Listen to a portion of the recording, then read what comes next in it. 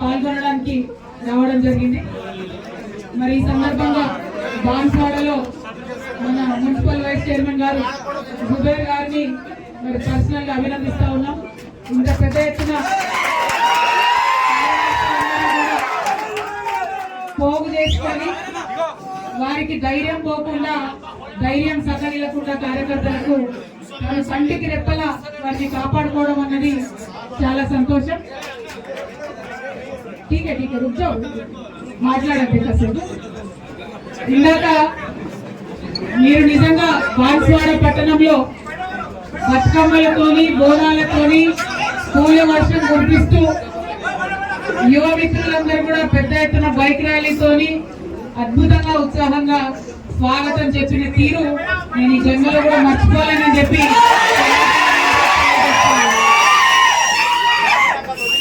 మరి బాన్స్వాడ అంటే బంగారం లాంటి మా బీఆర్ఎస్ పార్టీ కార్యకర్తలు ఉన్నటువంటి నాయకులు ఉంటే ఉంటారు, పోతే పోతారు, కానీ బంగారం వస్తుంది మా కార్యకర్తలు ఉన్నందుకు మరి ఈ ఉత్సాహాన్ని, ఈ స్ఫూర్తిని మనం ఇలాగే కొనసాగించాలి. ఎందుకంటే బాన్స్వాడ ప్రజలు ఎంత గొప్పవారంటే ఉమ్మడి ఆంధ్రప్రదేశ్ లో ఒక చరిత్ర ఉండే. ఏంటది? ఎవరైతే స్పీకర్ గా ఉంటారో వాళ్ళు ఓడిపోతారని ఒక చరిత్ర ఉండే. కానీ బాన్స్వాడ ప్రజలు పట్టుబట్టి స్పీకర్ గా ఉన్నా కూడా సరే మేము గెలిపిస్తామని చెప్పి ఆనాడు బీఆర్ఎస్ పార్టీ నుండి పోచారం శ్రీనివాస్ రెడ్డి గారిని గెలిపించడం జరిగింది. అంటే ఉమ్మడి ఆంధ్రప్రదేశ్ చరిత్రను తిరగరాసినటువంటి బాన్స్వాడ ప్రజలందరూ కూడా ధన్యవాదాలు తెలియజేస్తా ఉన్నాను. అంత చరిత్ర తిరగరాసి వారిని గెలిపించి వారిని ఎమ్మెల్యేని చేస్తే బీఆర్ఎస్ పార్టీ కష్టకాలంలో ఉన్నప్పుడు, మనం అధికారం కోల్పోయి ఉన్నప్పుడు, ఎప్పుడైతే మన నాయకుడికి చాలా ఎక్కువ మన అవసరం ఉంటుందో కరెక్ట్ గా అదే టైంలో నాయకుడిని వదిలేసి బయటికి వెళ్ళిపోవడం అన్నది తెలంగాణ ప్రజలు, బాన్స్వాడ ప్రజలు మరి పోచారం శ్రీనివాస్ రెడ్డి గారిని క్షమించరు అని చెప్పి నేను భావిస్తా ఉన్నాను. వారికి ఏం తక్కువ చేసినాం? వారికి బాన్స్వాడలో స్వతంత్రం వచ్చినప్పటి నుంచి ఎన్నడూ రానటువంటి నిధులు మనం తెచ్చుకున్నాం. ఒక వరదలాగా నిధులు తెచ్చుకున్నాం. నా దగ్గర మొత్తం లెక్కపత్రం అంతా కూడా ఉన్నది. ఇన్ని నిధులు ఏ నియోజకవర్గానికి కూడా వచ్చిండవు. ఒక ముఖ్యమంత్రి గారి నియోజకవర్గానికి ఏ స్థాయిలో అయితే నిధులు ఇవ్వడం జరుగుతుందో అదే స్థాయిలో బాన్స్వాడకు నిధులు ఇచ్చినటువంటి మహా వ్యక్తి కేసీఆర్ గారు. మరి కేసీఆర్ గారు స్వతంత్రంలో ఎన్నడూ రాదని నిధులు ఇస్తే కూడా మరి ఇంకా ఏదో నిధులు కావాలని చెప్పి, ఇంకా నిధులు తీసుకొస్తామని చెప్పి పోచారం శ్రీనివాస్ రెడ్డి గారు వెళ్ళినారు. ఇవాళ నేను బాన్స్వాడ గడ్డ నుండి పోచారం శ్రీనివాస్ రెడ్డి గారిని, పెద్దల్ని, వారిని ప్రశ్నిస్తా ఉన్నాను. 10 సంవత్సరాలలో కేసీఆర్ గారు 10,000 కోట్ల రూపాయలను బాన్స్వాడకి ఇవ్వడం జరిగింది. అంటే సంవత్సరానికి దాదాపు 1000 కోట్ల రూపాయలు. మరి పోచారం శ్రీనివాస్ రెడ్డి గారిని నేను ప్రశ్నిస్తా ఉన్నా, ఇవాళ మీరు కాంగ్రెస్ పార్టీకి పోయినరు, నిధులు వస్తాయి, అధికారం ఉందని పోయినరు, మరి సంవత్సరానికి 1000 కోట్ల నిధులు కాంగ్రెస్ పార్టీలో మీరు తీసుకొని రాగలుగుతారా అని నేను మీకు ఛాలెంజ్ చేసి అడుగుతా ఉన్నాను. మీరు కాంగ్రెస్ కు పోయినరు అంటే ప్రజలకు మంచి జరగాలి. మీరు కాంగ్రెస్ పోయినరు అంటే మీ మీద నమ్మకం పెట్టుకొని గెలిపించినటువంటి కార్యకర్తలకు న్యాయం జరగాలి. కానీ ఇవాళ మీరు ఎందుకోసం కాంగ్రెస్ పోయిందని బాన్స్వాడ ప్రజలు ఆలోచనలో పడ్డారు. మీరు కాంగ్రెస్ పార్టీకి పోయి 6 నెలలు దాటిపోయింది. కానీ ఈ 6 నెలల్లో బాన్స్వాడలో ఏమీ కూడా జరగలేదు. అంతకుముందు 30,000 కేసీఆర్ కిట్లు ఇచ్చుకున్నాం. మనం ఆడపిల్లలకు డెలివరీ అయితే 30,000 కేసీఆర్ కిట్లు ఇచ్చుకున్నాం. పోయిన 6 నెలలలో ఒక్కటంటే ఒక్క కేసీఆర్ కిట్ కూడా రాలేదు. మరి ప్రజలకేం వదలనప్పుడు మీరెందుకు పార్టీ మారినట్టు అని చెప్పి ఇవాళ పోచారం శ్రీనివాస్ రెడ్డి గారిని మేము ప్రశ్నిస్తా ఉన్నాం. మీ అందరికీ తెలిసిందే, బాన్స్వాడ మున్సిపాలిటీకి కేసీఆర్ గారు 650 కోట్ల రూపాయలు ఇచ్చి అభివృద్ధి చేయడం జరిగింది. అట్లానే ఆనాడు పోచారం శ్రీనివాస్ రెడ్డి గారిని లక్ష్మీపుత్రుడుగా అభివర్ణించి రైతులకు రైతు బంధు పథకం పెట్టినాం కాబట్టి ఆ పని వారి చేతి మీదుగా జరుగుతూ ఉంది కాబట్టి వారికి అంత గౌరవం కేసీఆర్ గారు ఇవ్వడం జరిగింది. మరి వారి కోరిన మీదట ఆనాడు ఏం చేసినాం? మనం నసరులాబాద్ మండలం చేసుకున్నాం, చెందూరు మండలం చేసుకున్నాం, మోసరా మండలం చేసుకున్నాం, రుద్రూరు మండలం చేసుకున్నాం, పోతంగల్ మండలం చేసుకున్నాం.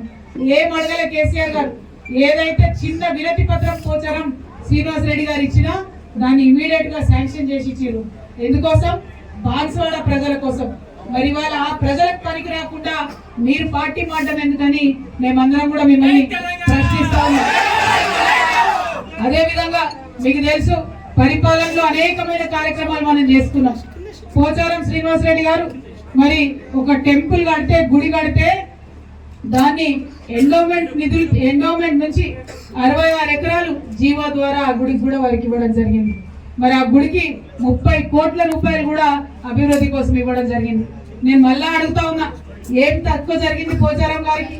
ఎందుకోసం పార్టీ మారిండ్రో మీరందరూ కూడా పదే పదే ప్రశ్నించాల్సినటువంటి అవసరం ఉన్నది.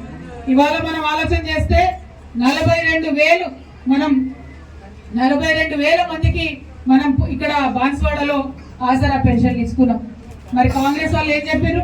మేము అధికారంలోకి రాగానే 2,000, 4,000 అవుతాయన్నారు. అయినా ఎక్కడన్నా ఎవరికైనా వచ్చిందా? మరి మహాలక్ష్మి పథకం ఆడపిల్లలందరికీ 2,500 ఇస్తామన్నారు. ఇచ్చిందా? మరి ఇయ్యనప్పుడు ఈయన పార్టీ ఎందుకు మారినట్టు మనం అడగాలనా వద్దా? మన ఆడపిల్లలకు చెప్పాలనా వద్దా? అట్లనే 66,670 మందికి రైతు బంధు ఇచ్చుకున్నాం మనం. పోయిన సంవత్సరంలో ఆనాడు కేసీఆర్ గారు దాచిపెట్టిన పైసలు ఒక్క కిస్తీ ఇచ్చిర్రు రైతు బంధు తప్పితే, మధ్యలో ఒక పంటకు ఎగ్గొట్టిండ్రు. ఇప్పుడేమో 12,000 ఇస్తామని చెప్పి మాట్లాడుతున్నారు. దానికి 100 రూళ్లు, దానికి అనేకమైన కోతలు. అంటే కాంగ్రెస్ ప్రభుత్వం కేవలం కోతల ప్రభుత్వమే తప్ప చేతల ప్రభుత్వం కాదన్నది మనకు తెలుస్తున్నది. మరి అయినా పోచారం శ్రీనివాస్ రెడ్డి గారు పార్టీ మారిండు.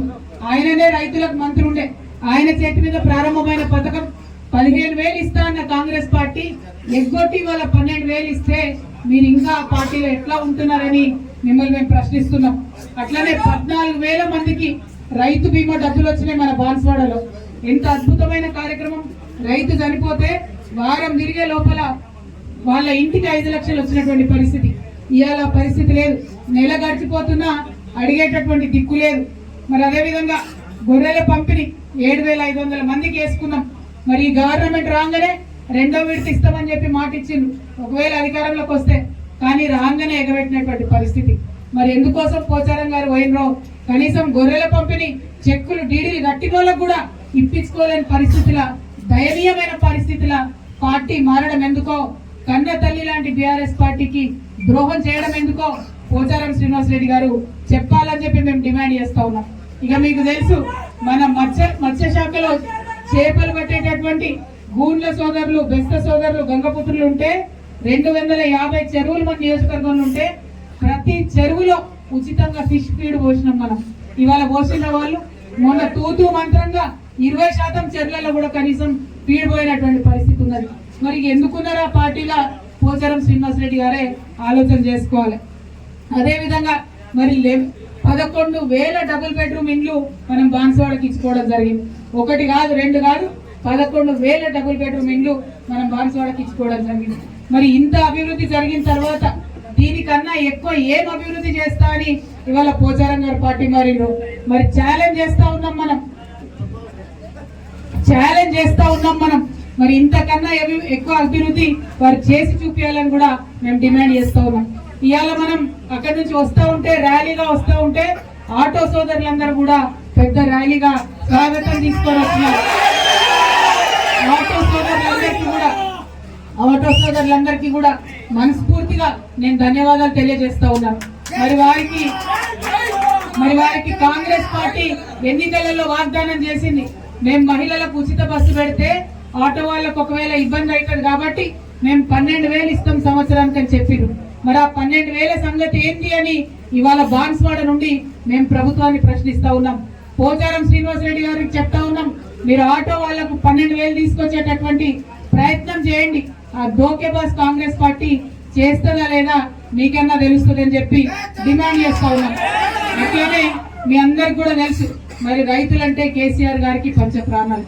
వారి కోసం ఈ నియోజకవర్గంలో సిద్ధాపూర్ రిజర్వాయర్ ను, అట్లనే చందూర్ లిఫ్ట్ ఇరిగేషన్ ని, అట్లనే జాకోరా లిఫ్ట్ ఇరిగేషన్, ఇవన్నీ కూడా మనం శాంక్షన్ చేసుకోవడం జరిగింది. మరి అనేకమైనటువంటి చెక్ డ్యాంలు కూడా మనం కట్టుకోవడం జరిగింది. ఇవాళ ఆ పనులు ఎట్లా సాగుతున్నాయో మీ అందరికి కూడా తెలుసు. జాకోరా ఏదైతే కొనసాగేటటువంటి పనులు మరి పెండింగ్ లో పెట్టినటువంటి పరిస్థితి, ఆగిపోయినటువంటి పరిస్థితి.